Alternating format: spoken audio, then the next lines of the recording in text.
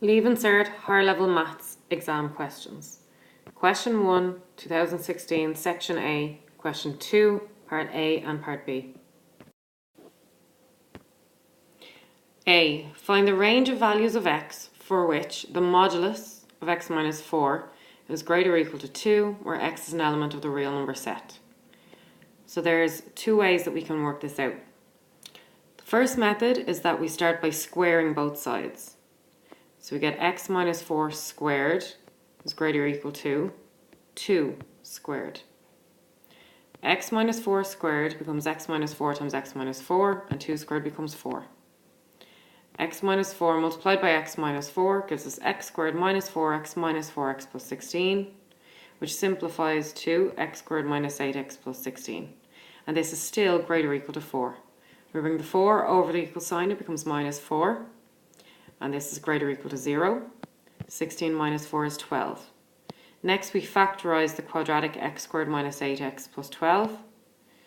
The x squared comes down, the plus 12 comes down. The factors of 12 are 1 by 12, 2 by 6, 3 by 4. We're going to go with 2 by 6 because minus 2 minus 6 will give us minus 8. So we get minus 2x and minus 6x.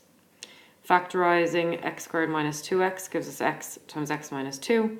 And factorizing minus 6x plus 12 gives us minus 6 times x minus 2. We notice that we've got x minus 2 in both sets of brackets, so that's going to be one of our sets of brackets. Then we have the x and the minus 6 in the other set of brackets. So now we have x minus 2 times x minus 6 is greater or equal to 0. So we have to solve. X minus 2 is equal to 0, so x is equal to 2. X minus 6 is equal to 0, so x is equal to 6. So we end up getting x values less than or equal to 2 or x values greater or equal to 6. A much quicker way would have been to take what's inside the modulus, which is x minus 4, take down the inequality sign and take down the 2, and then write out another equation, again with what's inside the modulus symbol, x minus 4. We then flip our inequality sign the other way, and the plus 2 becomes minus 2. So then we have x minus 4 is greater or equal to 2. So x is greater or equal to 2 plus 4, so x is greater or equal to 6. And then we have x minus 4 is less than or equal to minus 2. So x is less than or equal to minus 2 plus 4, so x is less than or equal to 2.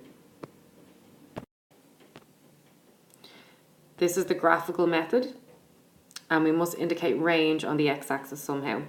So if we imagine this is our x-axis, this is our quadratic, so it's all x values less than or equal to 2, and all x values greater or equal to 6. Likewise, here we have the x-axis and the y-axis, and this is the modulus of x minus 4. So it's been moved 4 steps to the right of 0. And this is the line y equals 2. So remember, we're interested in the modulus of x minus 4 greater or equal to 2. So if this is the line y equals 2, that's all the values above that.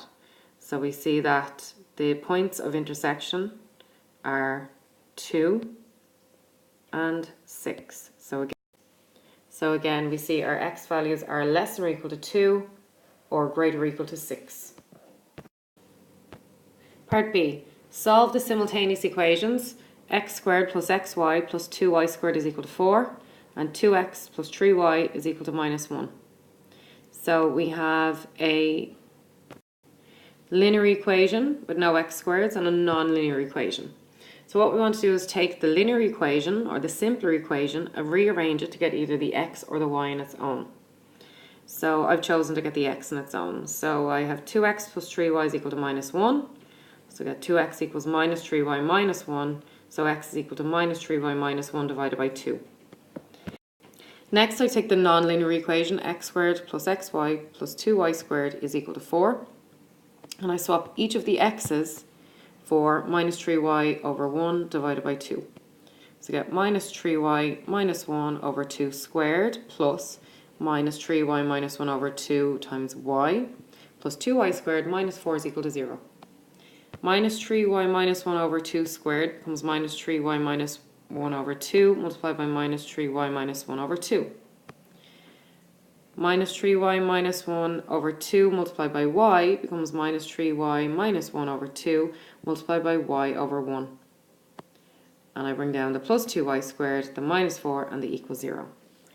So I'm going to start by multiplying out these brackets. So when we're multiplying brackets, the rule is top by top, bottom by bottom. So minus 3y minus 1 multiplied by minus 3y minus 1 gives me 9y squared plus 3y plus 3y plus 1. And 2 times 2 gives me 4. Then with these two fractions, again, I'm going to do top by top, bottom by bottom. Minus 3y times y is minus 3y squared, and minus 1 by y is minus y. And then bottom by bottom, 2 by 1 is 2. And everything else stays the same.